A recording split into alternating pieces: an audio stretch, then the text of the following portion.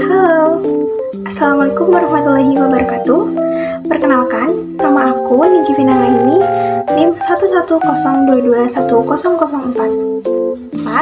Akan menceritakan sedikit tentang film Siksa Kubur untuk tugas mata kuliah TLM Islami. Di sini saya akan menceritakan bagaimana awal dari cerita film Siksa Kubur. Jadi pada awalnya ada satu keluarga yang beranggotakan ayah, ibu, Sita dan juga adiknya. Ia merupakan perintis penjual kue di salah satu kota. Dan pada saat Sita dan keluarganya sedang menjual kue di toko rotinya, ada satu orang yang mampir ke toko kue tersebut dan meminta 1 gelas air minum. Setelah meminta 1 gelas air minum, si orang tersebut memberikan suatu kaset CD ke adiknya si Sita. Setelah orang itu meminta air minum ke adiknya Sita, orang itu memberikan satu kaset CD yang konon itu isinya adalah rekaman dari Siksa Kubur. Itu beranjak pergi dari toko kue tersebut, orang itu berpesan kepada adiknya Sita untuk jangan keluar karena bahaya.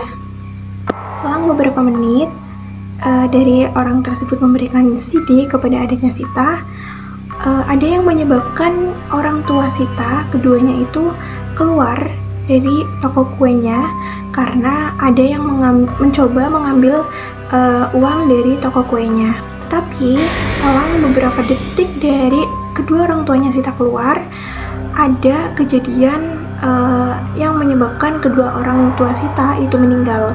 Jadi ada salah satu orang, yaitu orang yang mampir ke toko kue Sita untuk meminta minum dan memberikan CD ke adiknya Sita, itu mencoba melakukan bom bunuh diri.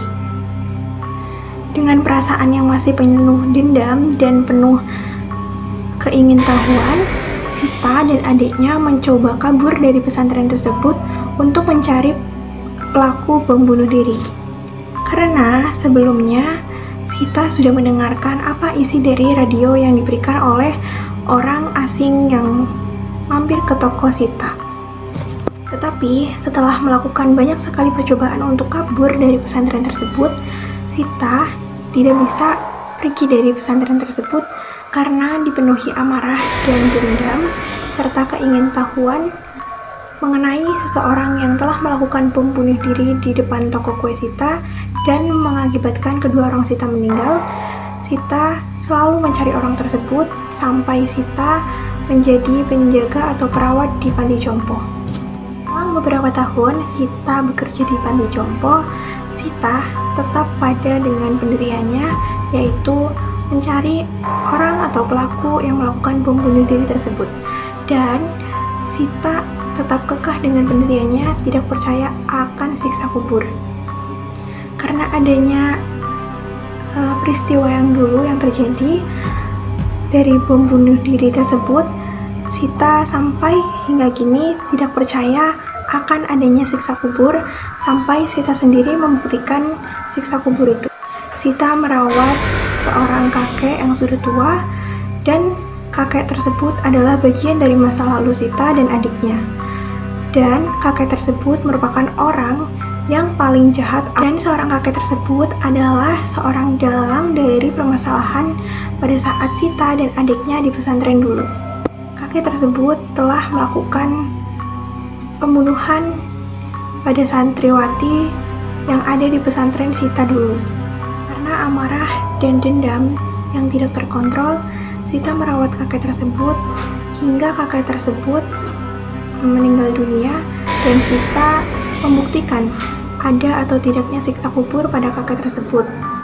Setelah melakukan percobaan awal gagal, Sita pun tidak menyerah, dan Sita tetap kekeh pada pendiriannya untuk membuktikan bahwa ada atau tidaknya siksa kubur. Sita tetap percaya kepada dirinya bahwa siksa kubur itu tidak ada, dan siksa kubur itu hanyalah sesuatu yang menakut-nakuti manusia. Tapi dengan rasa penasarannya yang belum cukup, Sita berkali-kali mencoba untuk mengetahui apakah ada atau tidaknya siksa kubur yang benar-benar terjadi sampai akhirnya Sita sendiri yang membuktikan siksa kubur itu. Ending dari film tersebut, Sita dan adiknya benar-benar mengalami siksa kubur, bahwa siksa kubur itu benar adanya dan benar terjadi. Dari film tersebut bisa kita petik pelajarannya bahwa akhirat, neraka, kita tidak pernah tahu kapan, tetapi alam kubur dan siksa kubur bisa saja terjadi pada kita. Dan percaya pada Allah bahwa akhirat, neraka, dan siksa kubur adalah nyata adanya dan pasti kita akan mengalami sendiri. Sekian yang dapat saya sampaikan mengenai cerita dari film Siksa Kubur pada tugas mata kuliah TLM Islami. Terima kasih. Wassalamualaikum warahmatullahi wabarakatuh.